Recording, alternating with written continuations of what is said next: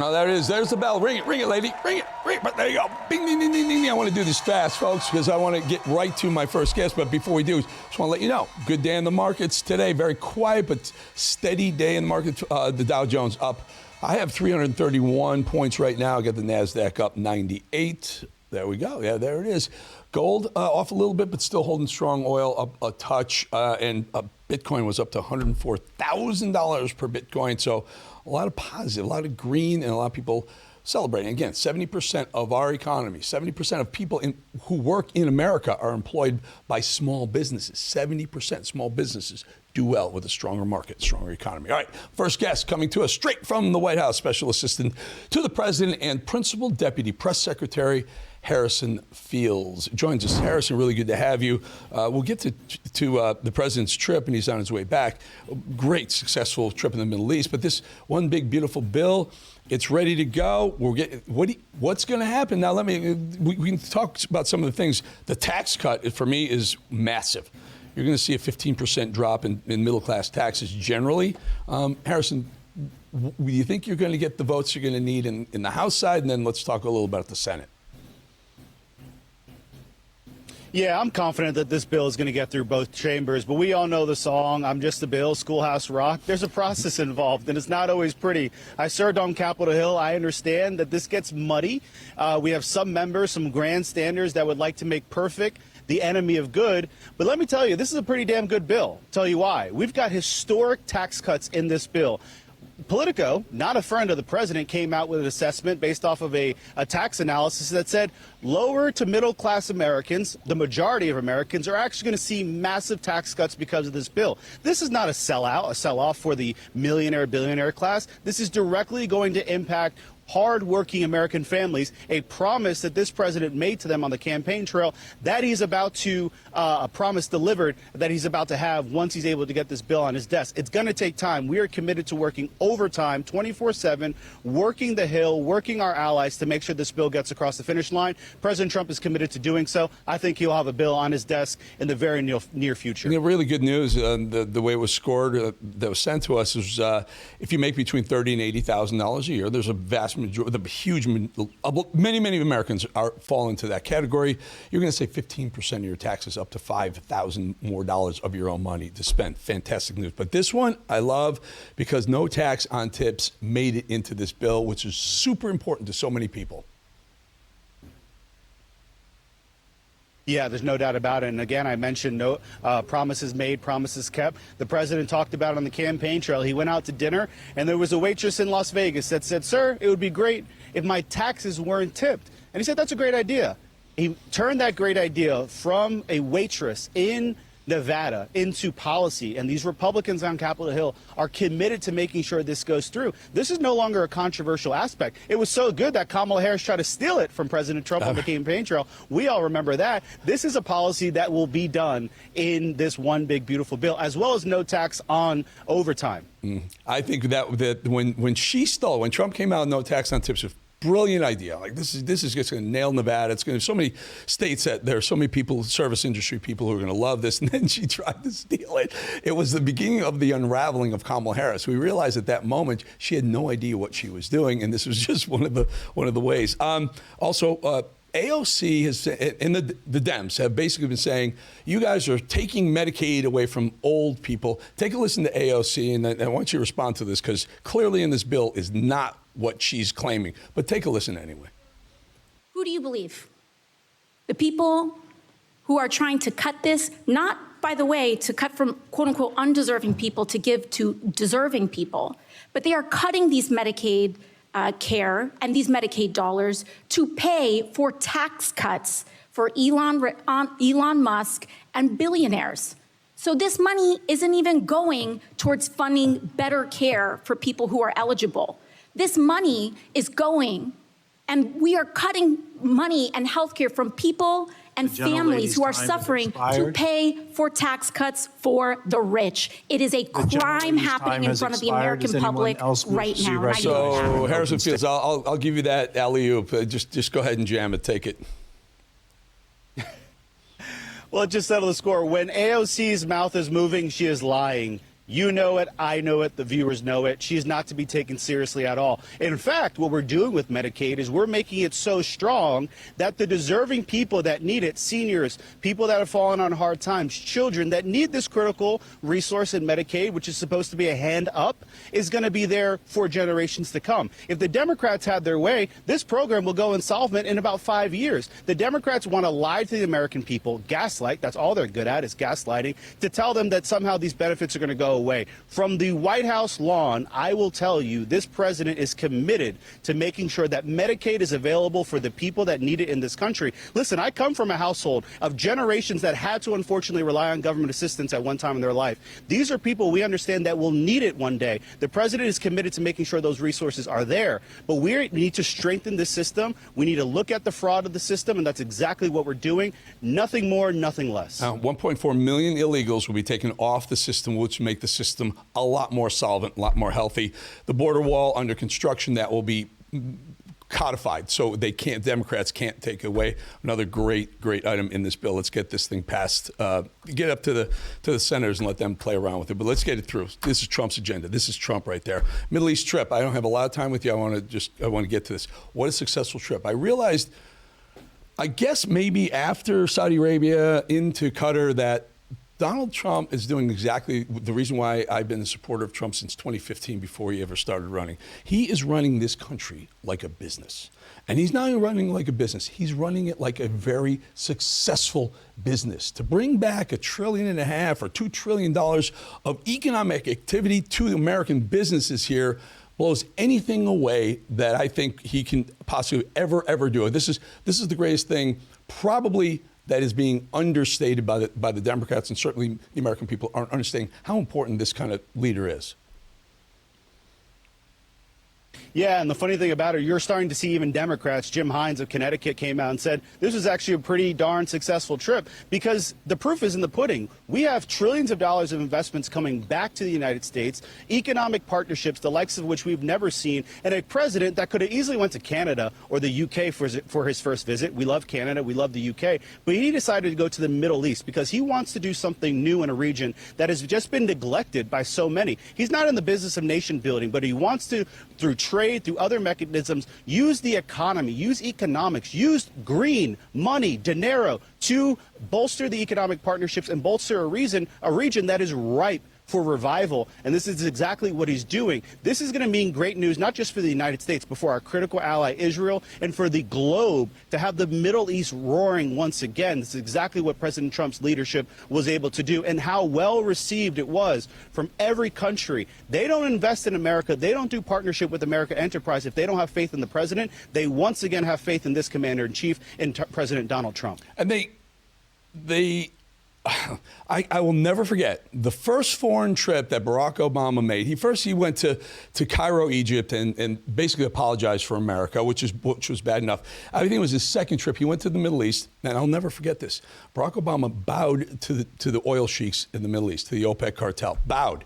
And the American president should never do that. And I want to point out something.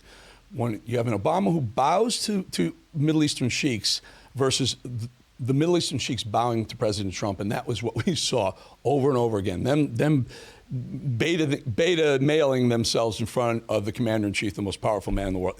What a vast difference. And then, of course, when Biden went, he got a fist bump from MBS, whereas Trump gets literally the red carpet rolled out.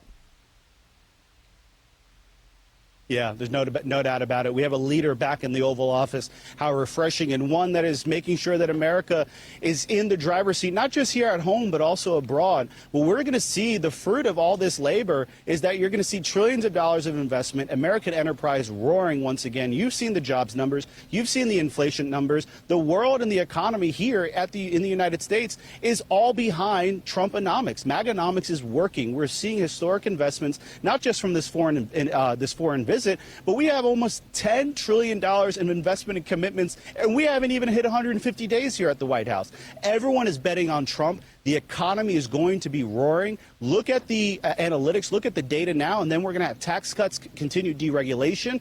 This is on pace to becoming the most historic presidency of not just my lifetime, in a very, very long time. And it's all because this president is so committed to doing what the American people elected him to do, which is be a formidable president and really make America great again. All right, Harrison, we'll let you go. I know you have another commitment right away. Principal Deputy Press Secretary Harrison Fields, you do a great job, man. You just do a really great job articulating the policy that Trump is putting out there. Wonderful job. Thank you, Harrison. Appreciate your time.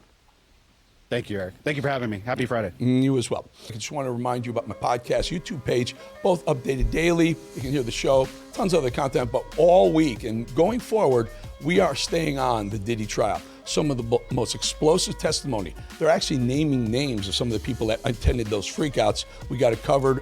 You got to subscribe, though. Hit YouTube, hit Spotify, Apple, wherever it is, subscribe. It's always going to be free.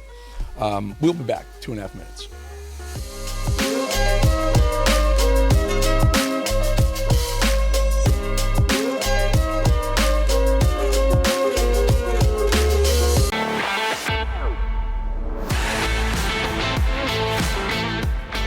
Beautiful. Beautiful Las Vegas, Nevada. There's a Trump. See that building off to the right, the gold building? I'm 90% sure that's a Trump building, which oddly doesn't have a casino. Crazy, right? Anyway, all right, folks. Let's go to our Real America's Voice border correspondent, Oscar Ramirez, who joins us now from Mexico at the site of mass graves. Oscar, tell us what you've been finding. Yeah, Eric, good evening. This is the number one reason why the cartel needs to be designated as terrorists. And where I'm standing right now is a huge mass grave that it was discovered today by collective groups, family members, that they search for their family members. Let me just show you right here what it was found today. This is the top of the head of the first body that it was found today, right there. And if you walk right here to the other side, it is his body that it was found specifically right here. So the body is found without a head, so it looks like it was decapitated at first sight. Now, let us just walk to this premises. The collective groups have found here 8 bodies in less than just 1 month. All around this, it is just a human mass grave. And the worst thing about it, Eric, that we have been right here with authorities, it is that on the back you will see this house, this premise. What they used to do is own the whole land. They used to torture the individuals, and after that, assassinate them and then bury them next right here on this premises. As graphic as it looks, this is why they need to be labeled them as terrorists. The question that I will ask is why the Mexican president doesn't want to do so. And not only that, Oscar, why are family members having to do this work? Are the police not helping, assisting in finding? I mean, we're talking 8 people. 8 people. What happens? They get written off like, oh, they're gone. What happens? Well, the government, a lot of these collective group staff said that the government is complicit. The government, it is linked, and it is basically in cahoots with the cartel. And a lot of the times they discover these bodies, and the government doesn't want to come and claim and doesn't want to come and recognize that there is a human mass grave right here. So this is collective groups from family members because of the lack of attention of the government of Mexico and also the incompetence of the government of the state to not put emphasis that we have a humongous mass grave problem. The whole country of Mexico, it is this. They've just recently, a month ago, it was found an extermination camp. And this is one mass grave also that we are standing on, that multiple mass graves like this have been discovered in the whole city and also in states. So how does this? You're in Tijuana, a border town. You're outside of town. Is it understood that some of these people are working against certain? Is this cartel violence? Is this Mexican citizens being targeted? Who do we have any idea who these people are that are in these graves? Well, a lot of them that were in cahoots working with the cartel, and a lot of them that were abducted, that were telling us information that is not a speculation. They have found decomposed bodies with stitches in the bottom and also in the middle of their bodies, which means that we're possibly an extraction of organ. A lot of them, what they do is that they recruit them. The cartel recruits them. They basically force them to do a hit job, as it is an assassination, a homicide, or an extortion. Then after that, they kidnap them and they dispose them to leave no evidence. So the majority of the people that they are being here buried, a lot of them, they get abducted and they get force recruited by the cartel, and then their family members, it is on the responsibility of them to find them. Being threatened, Eric, just so you know, to the American audience, all these collective groups, they're being threatened consistently by the organized crime because they don't want everybody to know where the evidence that is located. So, Oscar, you brought us a couple of days ago, you brought us the person who was running for election, the woman that was running for election. She was assassinated after one of her rallies. After you brought it, it just went everywhere. It became wildfire news in America. You brought it to us first. What is any further idea on who the assassins were? Well, no, they directed to the organized crime and the cartel. That's basically what they're directly, the CJNG organization. It is the one that is basically, they are pointing to that organization and that cartel. And also there was, there has been aggressive activity, Eric, just a viral case just a couple of days ago. A famous TikToker, just an influencer, got assassinated on site when she was doing a TikTok video. These kind of situations are happening daily. This is the number one reason why there needs to be interference by somebody else to help the Mexican government. And they're getting exposed. A lot of these dirty politicians are getting exposed as the governor of Baja just got her visa revoked. There's going to be a massive protest tomorrow in the part of Mexicali against her to just, stop governing the state of Baja. This kind of situations, it needed to happen to be exposure to the world of what is happening in Mexico. Oscar, at some point people say enough. Like, at some point they say, all right, it's got to stop. Like politicians. And then there's a push, and then government gets involved, and police get involved, and then there's massive violence, and it's always a power struggle to see who wins. Why is it the cartels always end up on top of those struggles when you have the massive Mexican military that they could be using? Are they bought off too? Well, a lot of the government, it is what I have said, the Mexican government has delivered and extradited more than 27 cartel kingpins to the government of the United States of America. That doesn't mean that this has calmed down and the power has already been decreased. The dirty politicians are the ones that they hold the spiderweb, Eric. Those are the ones that they need to be exposed. Those are the ones that need to be extradited first, because those dirty politicians are the ones that take the decisions in the country of Mexico. This is why the president of Mexico has ultimately created this idea that they are only relying that the government and the state are the ones that they're going to designate the cartels as terrorists. They don't want no foreign government designating as such, because why? Everybody's in cahoots, everybody's corrupt. So Trump famously said, we talked to you about this last time, Trump said, I offered Sheinbaum, president of Mexico, I offered her help. We would send our Defense Department, and she turned it down, and Trump said because she's afraid of the cartels. I mean, it really seems to be the case, Oscar. Yeah, it seems to be the case, and it seems to be that also she is, like Joe Biden. She was manipulated and she was a puppet. Let me just say it like it is, Eric. And there's a lot of people with power that manipulate the country and also take decisions on the country. But just yesterday, also, there was information given out by the ICE Homeland Security page that ICE agents were inside in the part of the state of Sinaloa combating and dismantling 3 laboratories inside of the state of Sinaloa, which in the next morning conference, the president completely denied and said, that is a speculation. It is fake pictures. We are not going to allow U.S. troops to enter our country, and we are going to defend the sovereignty. When it proves opposite, that there's a possibility, and this page is a legitimate page of ICE, that ICE agents came into the country of Mexico, into the state of Culiacan, and dismantled 3 laboratories with the Mexican troops. That's right. That's what they should.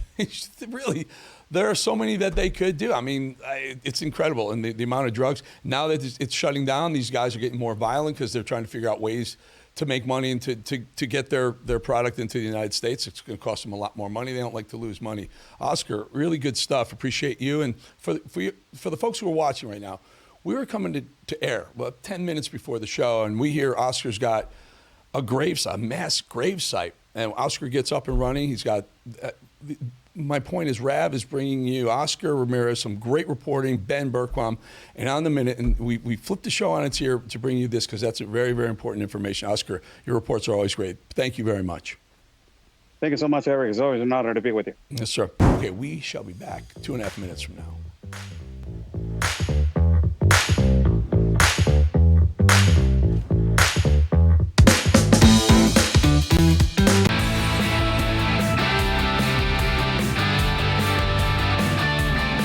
Take a look at that beautiful shot, Mad Dog, of an active volcano. Can you jump on the line real quick, Mad Dog?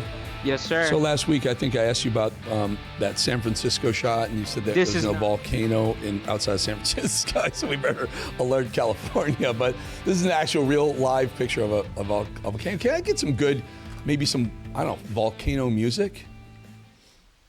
Stand by. Yeah, that's what I'm talking about. That's it right there. That's it right there. Melikilikimaka is a thing to say. Christmas Vacation, one of the best movies, one of the funniest movies ever made. All right, folks. James Comey, one of the slimiest, dirtiest feds ever, and that's saying a lot, actually called for the assassination of the President of the United States, we believe. I never, ever want to hear a word again from the left about insurrection. They are the party of violence. They are the party of death threats. They are the party of glorifying assassinations. This cannot stand. James Comey must be prosecuted. If there's any hope of resurrecting America's faith in our institutions, certainly the FBI, there must be consequences for nonsense like this. President Lincoln was assassinated. James Garfield, William McKinley, John F. Kennedy, all sitting presidents who were killed. President Reagan was wounded in an assassination attempt. President Trump and President Theodore Roosevelt, but survived assassination attempts, right? This is real. And now Trump derangement syndrome has evolved into, well, let's kill the guy. So James Comey, once a Republican, but now an unaffiliated, yeah, right, which is code for part of the leftist propaganda machine. James Comey wants us to believe that he was walking down the beach and saw this cool shell formation, which he is called for 86ing number 47. In other words, our 47th president, Donald Trump. And then this lying sack of you know what takes down that post, which was on Instagram, by the way, took his whole Instagram account down, by the way, and then posts about how he didn't realize some folks associated those numbers with violence. You're telling me that the former head of the FBI who's involved in cracking codes around the country, around the world, doesn't know what 86 means?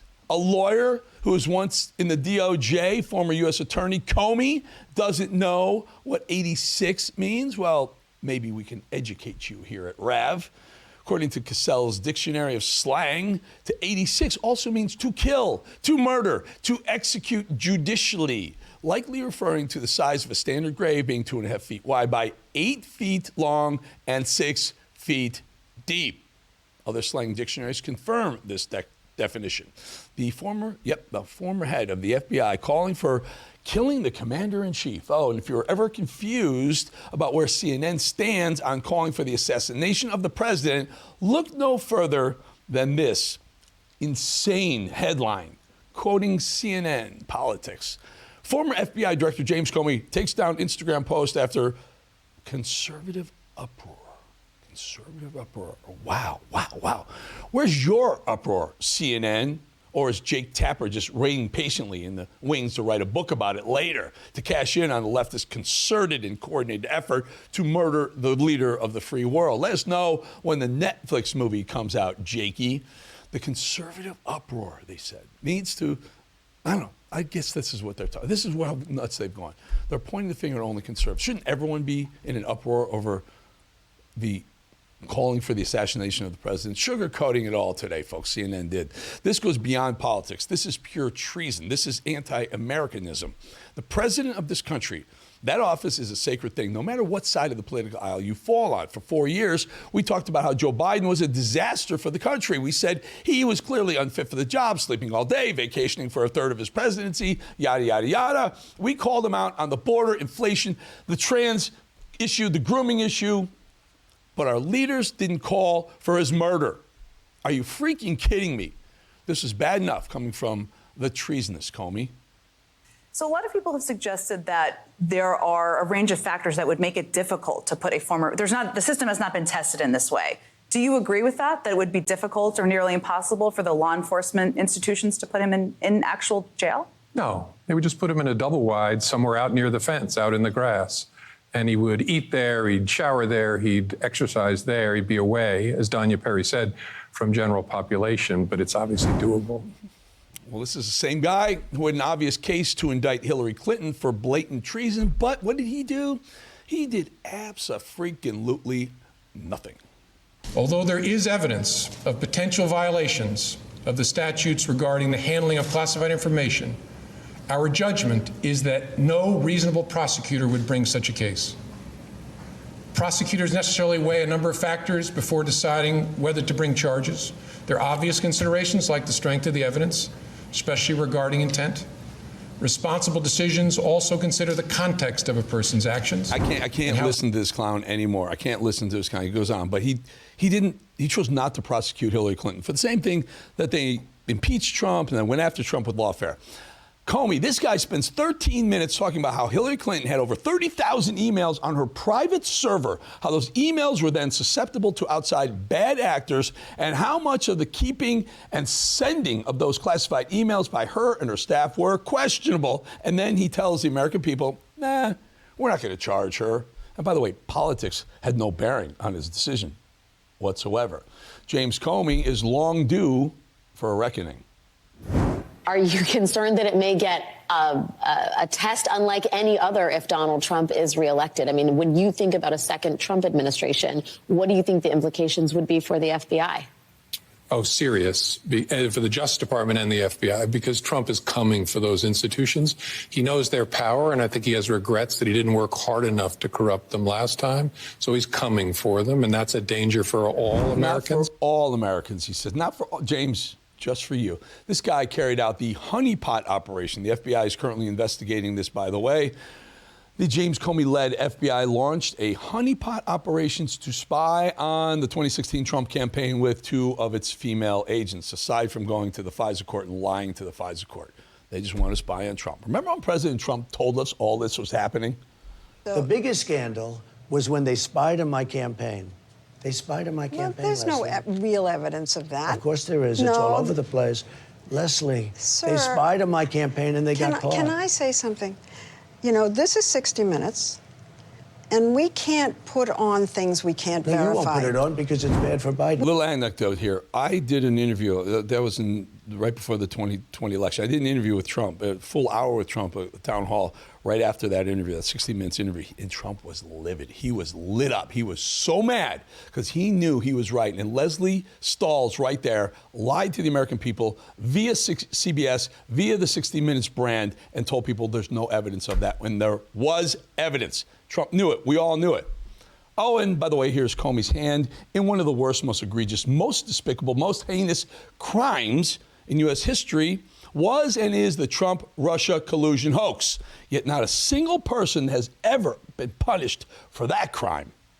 CNN has learned this hour that the former FBI Director James Comey was aware that a critical piece of information in the Hillary Clinton email investigation was fake.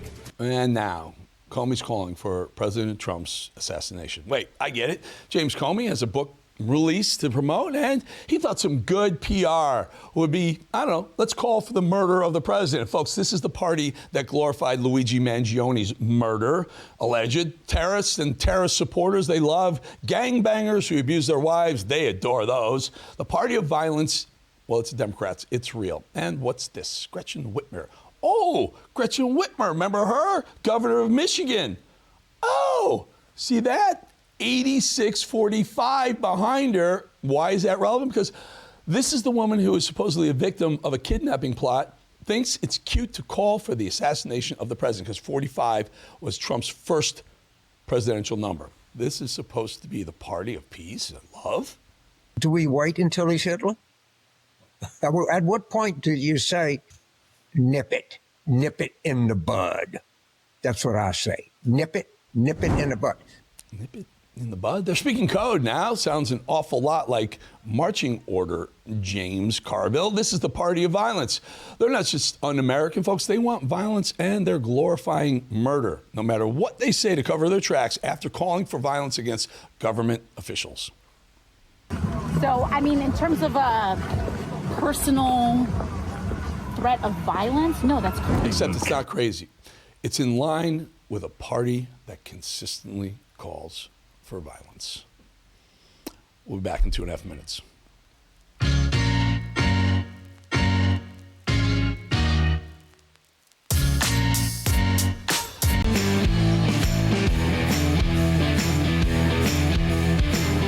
Hey, Mad Dog, come on the line. Shanksville, Pennsylvania. That's Flight 93. By the way, Flight 93, that, if you remember, that was the one that most people believe was headed to the White House. One hit the Pentagon, one hit the World Trade Center.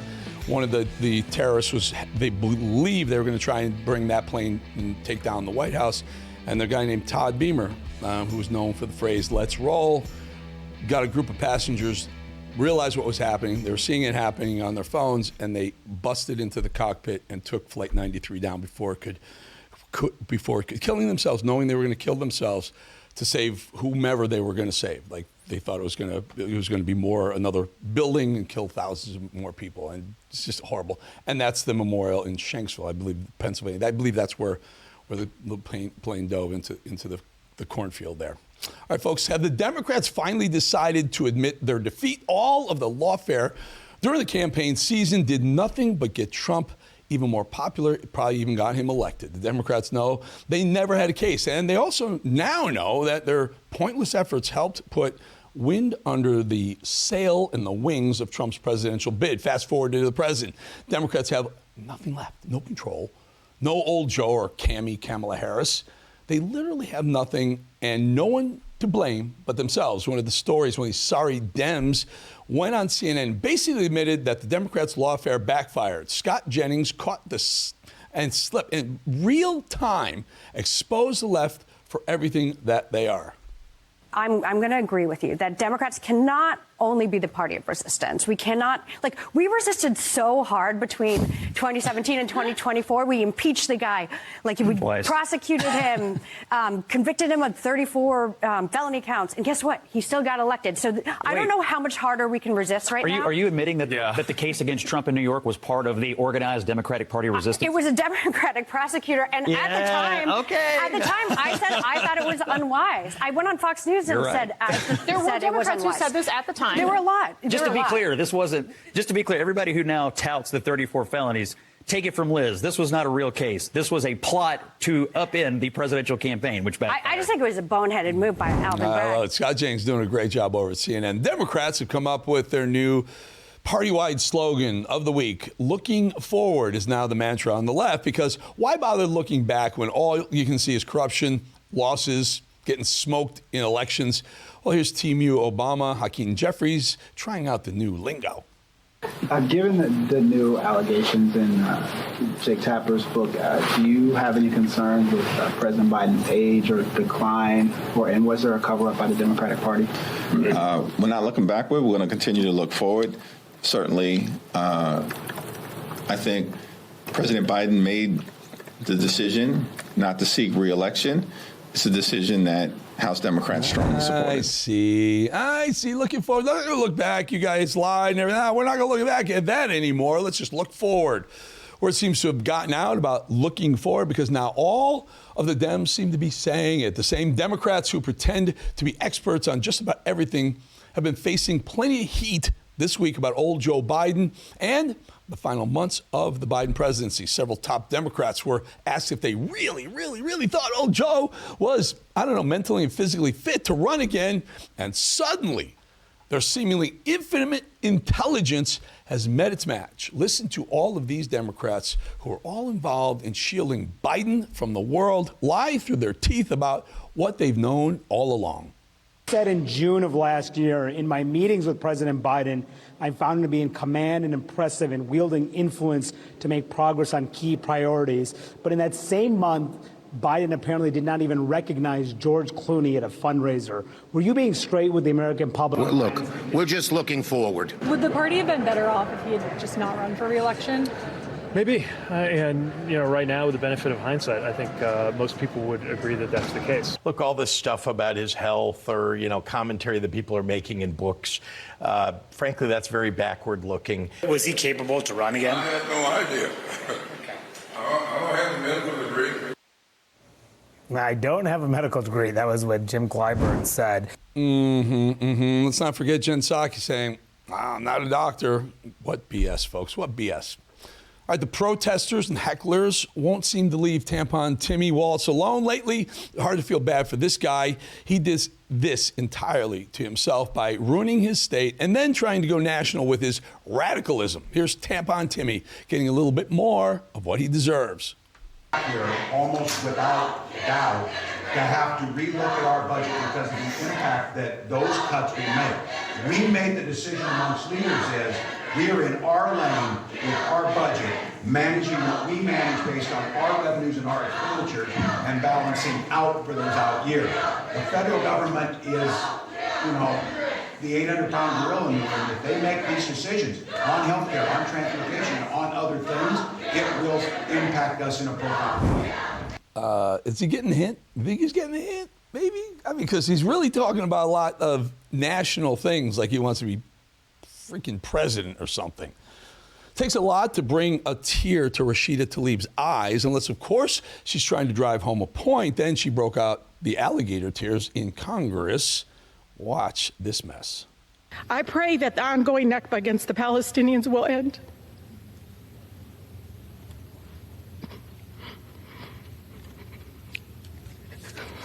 And one day they will be free.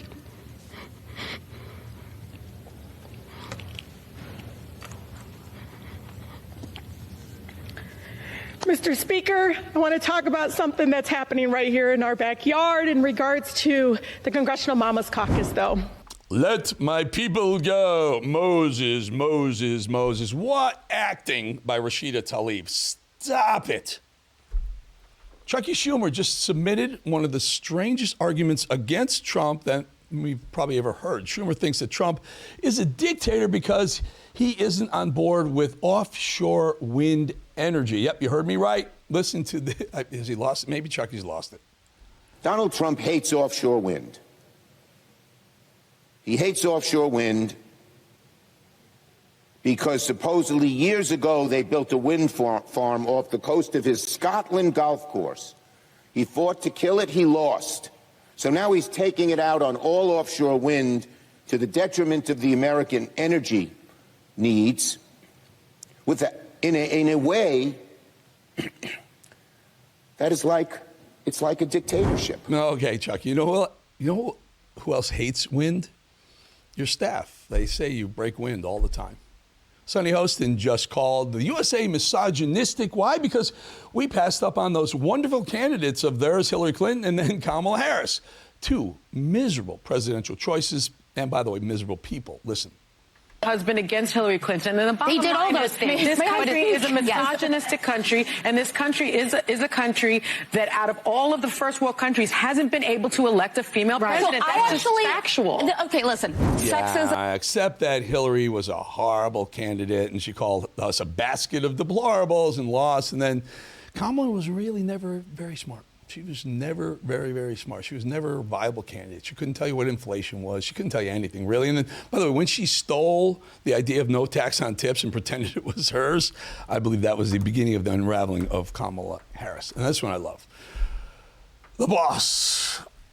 Not a fan. Never been a fan of the music. But Bruce Springsteen stopped the concert to rant about America. I wonder how much the Democrats paid him to do this. That won't bow down to their ideological demands. They're removing residents off American streets and without due process of law are deporting them to foreign detention centers and prisons. This is all happening now. The majority of our elected representatives have failed to protect the American people from the abuses of an unfit president. This guy is a Marxist. He's a socialist. Deport him. Please go join Rosie O'Donnell and Ellen DeGeneres. Just go somewhere, Bruce. You hate this place so much. Get the hell out. It's an election. Elections have consequences. Do you think we liked it when Joe Biden was president for 4 years or 8 years of Obama? No. But we're not slamming America for it. Idiot. You suck at music, too. I don't know how you made so much money in music. Horrible music. I mean, Bon Jovi a little, but Springsteen, it all sounds the same. before Mad Dog, can you come on for a second before we leave? Do we have Mr. Stephen K. Bannon in the next segment? Yes, we do. This is very important. Is he when you talked to him? Was he in a good mood or bad mood? Because if he's in a good mood, I want to have a little fun. Was he in a good mood? You might have to ask him. Good idea. All right, but before we head to break, I just wanted to remind you all about my podcast and YouTube page. By the way, we were covering the Diddy trial, top to bottom, everything happening. You cannot believe some of the stuff that's coming out of that trial every single day. And every afternoon, we're covering it. We're going to put it up on content. You can go to YouTube, see the spots right there, YouTube, Spotify, all those places right there. You got to subscribe. It's free. It'll always be free, but you can get all this content. There's some wacky stuff that really can't talk about. Certainly can't use the words here on cable. You'll see it there. We'll be back in 2.5 minutes with Stephen K. Bannon.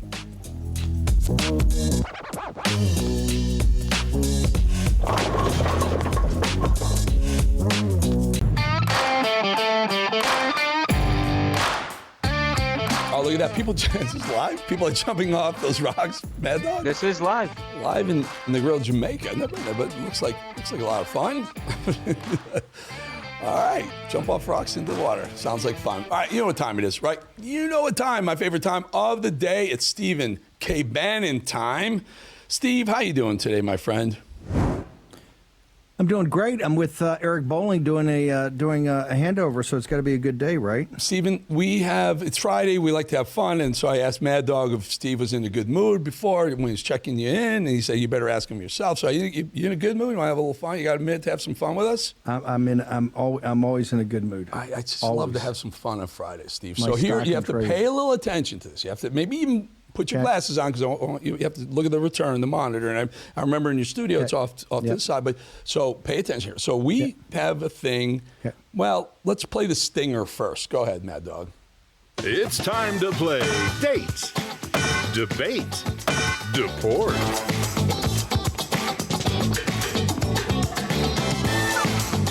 Okay, so the deal is, the game is, you have three choices: date, debate, or deport. Now it's a kind of a play on a game we can't really talk about on TV called Marry, F, Kill, but it is a variation of it. So date, debate, deport. You have to. I'm going to give you three choices. You have to tell us which one you would date, which one you would debate, and which one you would deport. All right. First up, Mad Dog. Roll the first one. You lay a finger on someone, on Representative Bonnie Watson Coleman, on Representative. Or any of the representatives that were there, you lay a finger on them, we are going to have a problem. Okay, so AOC is choice one. Mad Dog, what's number two? Because every time we voted for a woman, we've lost so far. And I think that that's a natural fear because we just want to win. So there's a lot of people that are like, you know what? Like, let's go find the safest white boy we can find. Okay, so AOC... Jazzy Jasmine Crockett, and let's go one more. You have to round it out, Mad Dog. What do we got? I think you should off. Yeah, that's I'm sorry, what? Congresswoman? Who should? You. Why me? Elon Omar. Tough one here, Steve. Oh, you got to date one, debate one, and deport one. What's Bannon going to do? No, I don't. No, I don't. I deport all three. Okay. Deport. Okay. But listen. No debate. There's nothing to debate. I ran out of one. I ran out. So we could take deport out of it. Did Mad Dog pitch you this idea? This is like the worst idea I've ever heard. This is the did best Mad Dog idea. pitch you this idea? Listen, I've been doing this show in various forms for years, and rarely do I have the opportunity to petition one of the smartest men I know with date, debate, and deport. And by the way, we do this the other way too. When we have a female guest on, we put other choices up there. But no, so all right, let me AOC, Crockett, or Elon Omar. For me, I'm going to deport Elon Omar. She's from Somalia. She hates America, loves Somalia anyway. So if I take deport off the table, can I get you to say date or debate AOC or Crockett? No, I'm going to deport both the other ones, too. No, you're not playing. All right. Deport. Deport. I'm deport. Deport them now. Deport. Listen, we're going to start with the Supreme Court blocking us from. Deport them now, and we'll figure it out years from now. All right. Deport. We're going to deport. Stephen K. Bannon is cheating. Deport. Cheating in the one game. I'm trying to, bring him, have some fun with the worm. I don't know if you're covering this at all, and it's probably maybe just not. It's a little bit out of what the war will be about. But are you seeing the Diddy trial that's going on? Did you hear what happened in the last 2 days, where somehow Hakeem Jeffries' name is being mixed up with some of these clowns who are playing around with these freak offs with Diddy? Have you heard this? Every day, every show of the War Room is a freak out. So no, I'm not following the Diddy trial. We focus on signal, not noise. There's so much noise. No, have not read a word about it. Don't know about it. And I didn't know Hakeem Jeffries was mentioned. Okay, but yeah, he was mentioned. His name. I can't wait for the rest of the names. And they're saying members of Congress may be involved too. So we'll wait and see that. No baby oil. No, I don't want to see you like rows of baby oil behind your shot there. That would be really bad to see that. I'm trusting that's not going to happen. Bowling. We're working the kinks out of bowling here. Is this like your therapy? This is like your couch. We're now gonna. What's the reference to baby oil? I missed that. When they busted Diddy, the feds broke in. They did an FBI raid. They busted in. They found a wall of 1,000 bottles of baby oil. And they're like, what's that all about? And after they started playing some of the video that was on Diddy's computer, they realized what the baby oil was being used for. Wow. And it's something that we probably wouldn't get involved in. Wow. That's a branding opportunity. Can we throw up let's put that picture of Comey in this 86. Okay, hold it. Bowling. Yeah, Bowling. Yeah. Hang on. I just want to tell Mad Dog, you're 0 for 2, so let's put up a third one. I got some high heat for you. Here we go. Right down the middle. Are the summers, we're just in May. We're before Memorial Day. Are the summers is going to get worse on Fridays? Summer Friday is going to be the best. It'll be everything I can not to have a white claw. I want to tell the audience now, Natalie's going to be doing a lot of the 5 o'clock shows in the summer on Friday. Well, she can play. We got some choices for Natalie. She'll come up with debate report. I'm sure she won't cheat the rules. 86-47. Don't bring up Diddy in front of Natalie. She's a young woman. That's right. Don't do that. Stay away from those freak offs. Not sure she reads the New York Post. It got 14 seconds. 86-47. Should Comey? Well, they're going to investigate him, but will they go anywhere? To do what now? This 86-47, this thing that Comey posted? Comey should be investigated by 10 other things. Right. I don't know about this. He should be under investigation. If this is what it takes, it's pretty sad that this is what it takes. He should be under investigation for much more serious stuff than this. I don't know what the Justice Department, the FBI, what's the slowdown? I don't know. Comey's a criminal. You're right. He's a criminal. It doesn't take him playing with seashells to say, we ought to investigate his seashells. He's got much deeper crimes against this country, and particularly President Trump. Lying to the FISA court, that alone should land him behind bars. Steve Bannon, love you, brother. We'll find some other games. For Eric, have a great weekend. Make sure you update us on the Diddy trial. You can go to my website. That's where we're covering the Diddy trial. I can't say some of the things here on TV they can say over there. So that's where that lives, Steve. Good to see you. Have a great weekend, my friend. What is your Bowling? What is your website? What's the website? EricBolling.com. EricBolling.com. I might check it out this weekend. Yes, sir. Brother, thank you so much. You want to catch up on that Diddy? I know. Come on, Bannon. If I could. You still rock my world with the thousand bottles of baby oil or whatever it is.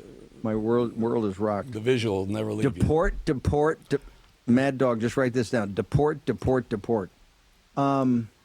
Speaking of.